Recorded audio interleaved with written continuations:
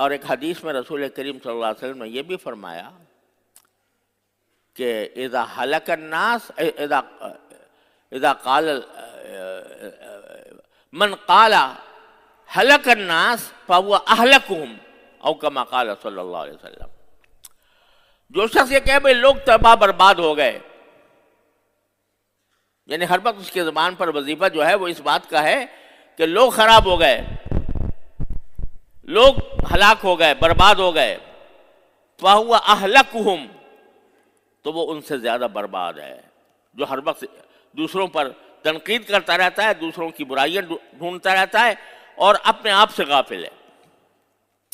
لہذا اصلاح معاشرہ کا اس سے زیادہ مؤثر طریقہ کوئی اور نہیں ہے کہ ہر انسان اپنی فکر میں پڑ جائے، اپنی فکر میں پڑ جائے، دوسروں پر تنقید یا دوسروں کو برا بھلا کہنا اس کے بجائے اس فکر میں پڑے کہ میں کتنا اچھا ہوں کتنا برا ہوں. جائزہ لیتا رہے اپنا، خود اپنا جائزہ لے، دوسروں کا جائزہ لینے کے بجائے اپنا جائزہ لے. اپنا جائزہ کیا لے؟ دیکھو اللہ تبارک و تعالیٰ نے ہم پر جو احکام عطا فرمائے ہیں ان میں سب سے پہلی بات یہ ہے کہ انسان کا عقیدہ درست ہو، توحید پر ایمان ہو، نبی کریم صلی اللہ علیہ وسلم پر ایمان ہو، آخرت پر ایمان ہو، اور جو کچھ قرآن و حدیث نے فرمایا ہے اس کی سچائی پر ایمان ہو. یہ عقیدہ سب سے پہلے تو عقیدے کی درستی. اللہ تعالیٰ کے فضل و کرم سے مسلمان اگر ہے تو اس کو ان بنیادی عقائد پر ایمان ہوتا ہی ہے. لیکن ایمان ہو، محض زبانی جمع خرچ نہ ہو. ایمان کے کیا معنی ہے؟ کہ پکا یقین ہو ان بات کا، غیر متزلزل یقین ہو اس بات پر کہ اللہ ایک ہے اور نبی کریم صلی اللہ علیہ وسلم اللہ کے آخری پیغمبر ہیں، اور اس بات پر کہ میں مرنے کے بعد میرے پاس مجھے ایک اور زندگی آنے والی ہے جس میں میرے اعمال کو جانچا جائے گا اور اس کی بنا پر مجھے یا انعام دیا جائے گا یا سزا دی جائے گی. ان باتوں پر سچے دل سے ایمان. اللہ بچائے جو صورتحال نظر آتی ہے عام لوگوں میں وہ اس قسم کی ہے کہ ایمان زبان سے تو ہے، الحمدللہ یہ بھی بڑی نعمت ہے، لیکن جسے پکا یقین کہتے ہیں کہ مجھے ایک دن مرنا ہے، مرنے کے بعد ایک دوسری زندگی آئے گی اور مجھے اس میں اپنے سارے اعمال کا جواب دینا ہوگا، اس کا دھیان نہیں.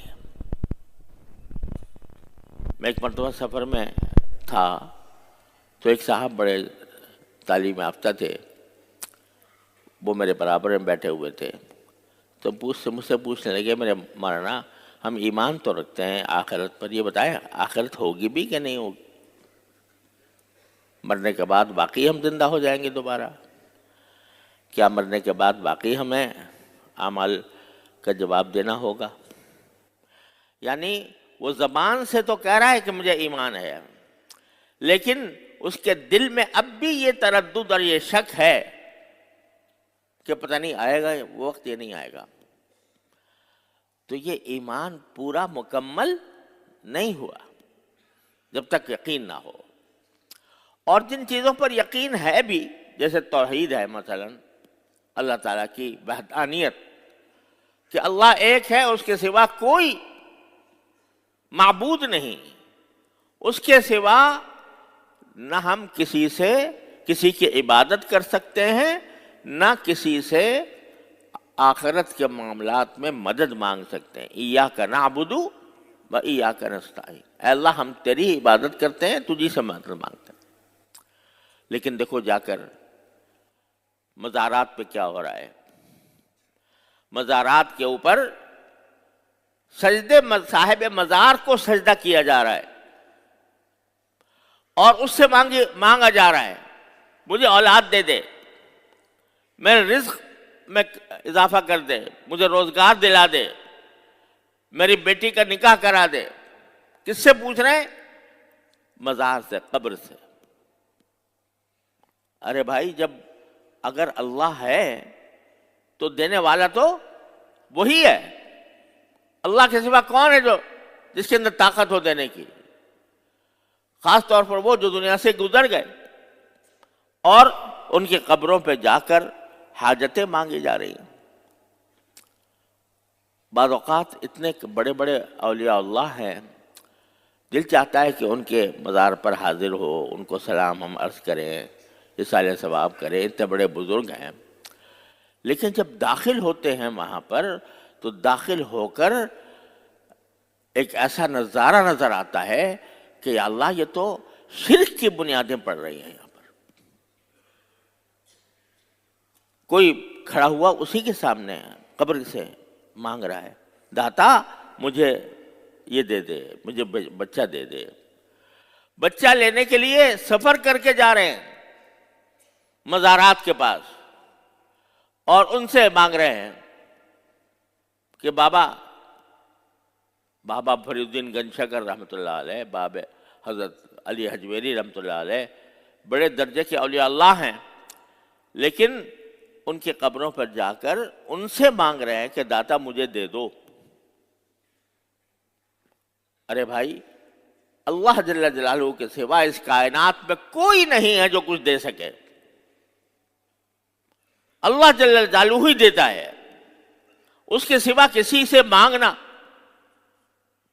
کہ مجھے اولاد دے دو، مجھے زیادہ رزق دے دو، یہ شرک کے ہم پلہ ہے،